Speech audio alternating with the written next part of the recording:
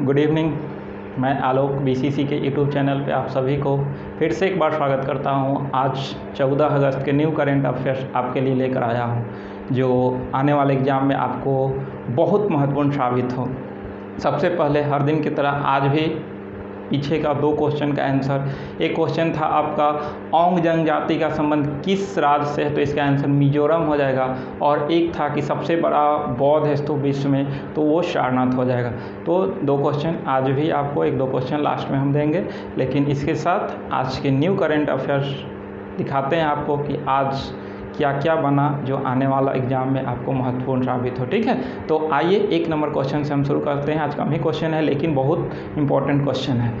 पहला क्वेश्चन है कि 127वां संविधान संशोधन बहुत चर्चा में रह रहा है। अभी 2 दिन पहले भी हम एक वीडियो में बताए थे कि 102वें संविधान संशोधन, जिसके तहत जो ये पिछड़ा वर्ग आयोग का गठन किया गया था, तो आज 127वां संविधान संशोधन ये लोकसभा और राज्यसभा यानी कि संसद के द्वारा इसे पारित कर दिया गया है।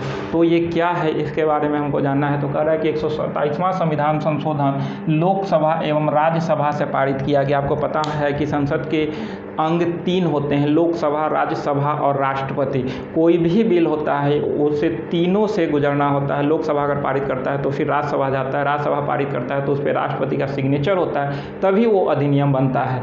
तो इसी तरह से जो आपका 127वां संविधान संशोधन जो है वो संसद के द्वारा पारित हो चुका है, तो इसलिए क्वेश्चन को हमने दिया है। ठीक है, अगर देखा जाए तो संसद के सदन 2 ही होते हैं, लोकसभा और राज्यसभा। लेकिन अगर अंग की बात आ जाए तो अंग 3 हो जाएंगे, लोकसभा, राज्यसभा और राष्ट्रपति। ठीक है, तो कह रहा है कि लोकसभा और राज्यसभा यानी कि संसद के द्वारा पारित कर दिया गया। कह रहा है पॉइंट कि देश के सभी राज्य सरकार अपने राज्य में ओबीसी की राज्य सूची को बनाए रख सकती है। यानी कि पहले था कि केंद्र सरकार ही सूची बनाएगी ओबीसी की और उसे राज्य को मानना था, लेकिन इसके तहत अब सभी राज्य अपने अलग अलग ओबीसी की सूची बना सकती है। ठीक है, तो यही 127वां संविधान संशोधन है। ध्यान रखिएगा, आने वाला जो भी आगामी परीक्षाएं होगी उसमें ये क्वेश्चन पूछ सकता है। और 102 संविधान संशोधन था जिसमें के तहत हम देखे थे कि पिछड़ा वर्ग आयोग का गठन किया गया था। आइए नेक्स्ट क्वेश्चन देखते हैं। 2 नंबर, भारत की कुल स्थापित अक्षय ऊर्जा क्षमता। ध्यान रखिएगा, अक्षय ऊर्जा, खासकर प्रधानमंत्री मोदी अक्षय ऊर्जा पे जोर देते हैं। तो अक्षय ऊर्जा क्षमता में 100 गीगावाट का लक्ष्य हासिल कर लिया हमारा देश ने। ध्यान रखिएगा, बहुत इंपॉर्टेंट क्वेश्चन है। अक्षय ऊर्जा क्षमता में भारत ने कितना लक्ष्य हासिल किया, तो 100 गीगावाट का लक्ष्य हासिल किया है। और लक्ष्य जो है वो टारगेट मेरा है 2030 तक 450 गीगावाट का जो है वो हमारा लक्ष्य है। तो लक्ष्य 2030 तक 450 गीगावाट का, और अभी हमने जो है वो 100 गीगावाट का पूरा किया है। ठीक है, और इसका नेक्स्ट पॉइंट है, कह रहा है कि केंद्रीय ऊर्जा और नवीन एवं नवीकरणीय ऊर्जा मंत्री कौन है। ध्यान रखिएगा, केंद्रीय ऊर्जा और नवीन एवं नवीकरणीय ऊर्जा मंत्री आर.के. सिंह है, जो बिहार के ही सांसद हैं। इसका नेक्स्ट पॉइंट देखेंगे, भारत वर्तमान में अक्षय ऊर्जा क्षमता में विश्व में 4था स्थान पर। ध्यान रखिए,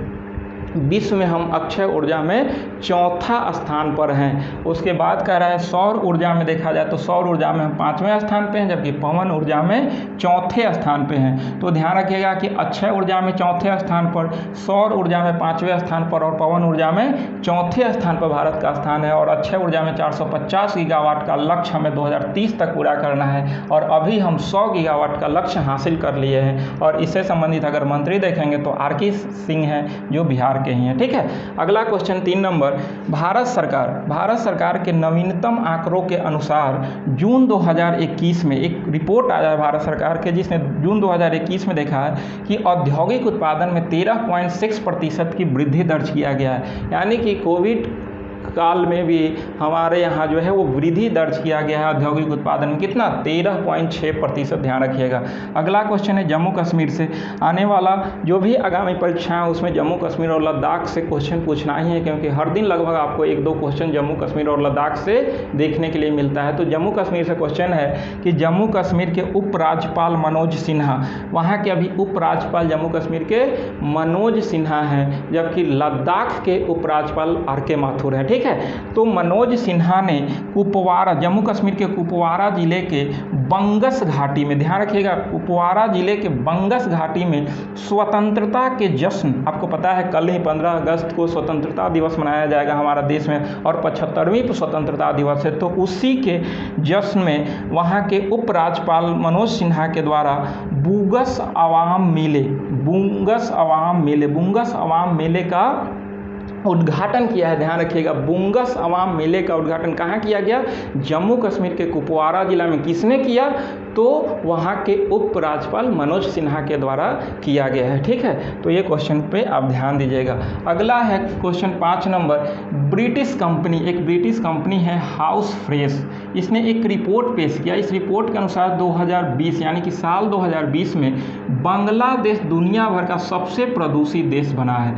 यानी कि ब्रिटिश कंपनी हाउस फ्रेश के अनुसार बांग्लादेश विश्व का सबसे प्रदूषित शहर बना है। ध्यान रखिएगा, किसने रिपोर्ट पेश किया है? तो हाउस फ्रेश कंपनी। कहाँ की कंपनी है? तो ब्रिटिश की है। और इसने अपने रिपोर्ट में किसको सबसे प्रदूषित शहर माना? तो किस देश को? तो बांग्लादेश को माना है, आपको ध्यान देना है। और कह रहा है कि इसके बाद पाकिस्तान, भारत और मंगोलिया के स्थान आते हैं। यानी कि बांग्लादेश के बाद भारत, ये पाकिस्तान, भारत और मंगोलिया की बात आती है। तो ये 3 जो है वो इसके बाद है, लेकिन पहला स्थान पे कौन है? तो बांग्लादेश है। आप लोग ध्यान रखिएगा, बांग्लादेश की राजधानी ढाका, पाकिस्तान की इस्लामाबाद, भारत का नई दिल्ली और मंगोलिया की राजधानी उलान बटोर। ठीक है, ये सब ध्यान रखिएगा। कह रहा है कि फिनलैंड की मोनियो है जो सबसे स्वच्छ शहर रहा, सबसे प्रदूषित बांग्लादेश, सबसे स्वच्छ तो फिलीपींस के मोनियो। ध्यान रखिएगा। अगला क्वेश्चन 6 नंबर। देश के पहले यानी कि भारत का पहला हिमालयन फिल्म फेस्टिवल का मेज़बानी कौन कर रहा है? लद्दाख कर रहा है। अभी एक जम्मू कश्मीर से हम लोग क्वेश्चन देखे थे कि वहाँ पर बुंगस अवाम मेले का उद्घाटन वहाँ के उपराज्यपाल ने किया, और यहाँ पर आपका देश का पहला हिमालयन फिल्म फेस्टिवल का आयोजन किया जा रहा है। हिमालयन फिल्म फेस्टिवल के आयोजन कहाँ किया जा रहा है? तो लद्दाख में किया जा रहा है। और लद्दाख के उपराज्यपाल RK माथुर हैं। और अभी जम्मू कश्मीर और लद्दाख भारत के केंद्र शासित प्रदेश हैं, और इसके तहत अगर देखा जाए तो अभी भारत में वर्तमान में 28 राज्य और 8 केंद्र शासित प्रदेश है। ठीक है, तो ये ध्यान रखिएगा कि पहला हिमालयन फिल्म फेस्टिवल का आयोजन कहाँ किया जा रहा है? तो लद्दाख में किया जा रहा है। और कह रहा है कि इसका आयोजन सूचना एवं प्रसारण मंत्रालय के अधीन होगा। यानी कि सूचना प्रसारण मंत्रालय के अधीन जो है इसका आयोजन किया जा रहा है लद्दाख में। ठीक है, अगला कह रहा है कि इसका आयोजन कब होगा? तो 24 से 28 सितंबर के बीच होगा। 24 से 28 सितंबर के बीच 5 दिवसीय सम्मेलन है जिसका आयोजन लद्दाख में किया जा रहा है। ठीक है, अगला क्वेश्चन 7 नंबर कह रहा है ऑपरेशन लंगरा का संबंध यूपी सरकार से है। अब देखिए, जब से 2017 से देखा जाए तो उत्तर प्रदेश में योगी सरकार आई है, तब से इनकाउंटर बहुत ज़्यादा हो रहा है। लगभग देखा गया है कि अभी तक 8000 से एबव इनकाउंटर हुआ है। उसमें इनका वहाँ के पुलिस का करना क्या है कि वो लोग अपराधियों के पैर पे बंदूक चलाते हैं, जिसके वजह से वो लांगर हो जाता है। तो इसके लेकर इसका नाम ऑपरेशन लंगरा रखा गया है। तो ये चर्चा में रहा ऑपरेशन लंगरा। तो ऑपरेशन लंगरा का संबंध किस राज्य से है? तो उत्तर प्रदेश राज्य से है। और इसका संबंध किससे है? तो अपराधियों को पकड़ने या मारने के संबंध में। तो वही अपराधियों के खिलाफ में ऑपरेशन लंगरा चला रहा है। कौन चला रहा है? तो उत्तर प्रदेश सरकार के द्वारा चलाया जा रहा है। ठीक है, अगला क्वेश्चन हम 8 नंबर देखते हैं। जस्टिस यानी कि न्यायाधीश जस्टिस आयशा मलिक पाकिस्तान की पहली महिला चीफ जस्टिस होगी। जस्टिस आयशा पाकिस्तान की पहली महिला जस्टिस होगी, चीफ जस्टिस। ध्यान रखिएगा, पहली महिला चीफ जस्टिस पाकिस्तान के होगी कौन? तो आयशा मलिक होगी। ठीक है, जबकि अगर आपसे क्वेश्चन है यहाँ से कि भारत की पहली महिला चीफ जस्टिस कौन है, बहुत इंपॉर्टेंट क्वेश्चन है, इसका उत्तर कमेंट बॉक्स में आप देंगे। पाकिस्तान की पहली महिला चीफ जस्टिस बनने जा रही है आयशा मलिक। ठीक है, अगला क्वेश्चन 9 नंबर। अरुणाचल प्रदेश की राजधानी ईटानगर, यहाँ के राज्यपाल BD मिश्रा थे। ठीक है, इनको अतिरिक्त प्रभार दे दिया गया। कहाँ के? तो मिजोरम के अतिरिक्त प्रभार किनको दिया गया? तो अरुणाचल प्रदेश के राज्यपाल BD मिश्रा को दिया गया। ठीक है, अगला 10 नंबर क्वेश्चन। अक्टूबर 2021 में कोलकाता के डुरंड कप का अक्टूबर 2021 में कोलकाता में डुरंड कप के 130वें संस्करण का आयोजन किया जाएगा।